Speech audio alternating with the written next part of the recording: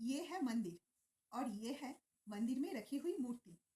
अच्छा, आपने कभी सोचा है कि जब हमारे ऋषि मुनियों को ये पता था कि ब्रह्म निराकार है, अरूप है, तो फिर ये मूर्ति देने की क्या ज़रूरत थी? एक्चुअली ये मंदिर और मूर्ति एक प्रतीकी के अर्थ में दिया गया है। तो इसमें एक बहुत गहरा अर्थ छुपा है और वो है कि आपने देखा होगा कि मंदिर ईंट, पत्थर से एक के बाद एक रख के जोड़-जोड़ के बनाया जाता है। जैसे घर बनाया जाता है उसी टाइप से मंदिर भी एक के बाद एक रख के एक के ऊपर एक रख रख के बनाया जाता है। लेकिन मूर्ति मूर्ति एक बहुत बड़ी पत्थर को या फिर एक लकड़ी को काट काट के बनाया जाता है। मतलब ये बोल सकते हैं कि मूर्ति पहले से ही उस पत्थर के अंदर थी, बस जो नहीं है उसको काट के निकाल देने से वो मूर्ति का शेप आ जाता है।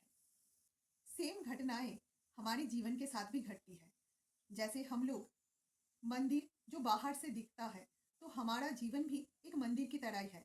हम लोग नाम, रूप और आइडेंटिटी बहुत कुछ ऐसे जोड़-जोड़ के अपने आप को बनाते हैं, अहम को बनाते हैं कि ये मैं हूँ, ये मैं हूँ। ये है हमारी बाहर की जर्नी, प्रकृति की जर्नी। लेकिन प्रकृति के अंदर ही ब्रह्म बैठे हैं। तो वही चीज़ है मूर्ति।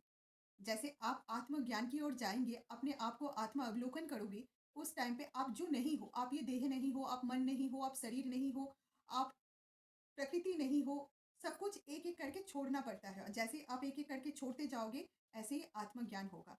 और आप क्या हो? आप हो अहम, हम सब बोलते हैं कि अहम ब्रह्मास्मि, यही है, मूर्ति ही है अहम ब्रह्मास्मि। किसकी? एक पत्थर की। पत्थर जो बाहर से आप उसको अ, कुछ ना कुछ चिपका के, कुछ करके रख सकते हो, उसको बहुत ज़्यादा आकर्षित कर सकते हो। लेकिन उसको जैसे-जैसे आप उसको हटाते जाओगे, एक मूर्ति बन जाएगी।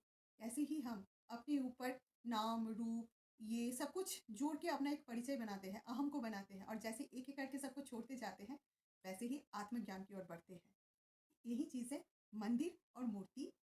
तो शायद ऋषि मुनियों ने यही बताने की कोशिश किया है कि जैसे आप सब मंदिर जाते हो, तो मंदिर से बाहर से देखते हो और देखते नहीं रह जाते हो, आप अंदर जाते हो, मूर्ति के सामने जाते हो, उसके सामने झुकते हो।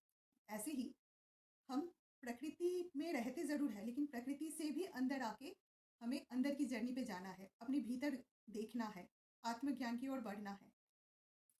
वो लोग यही बोलना चाहते थे कि मंदिर से मूर्ति तक, मतलब बाहर से अपने भीतर तक की जर्नी तक।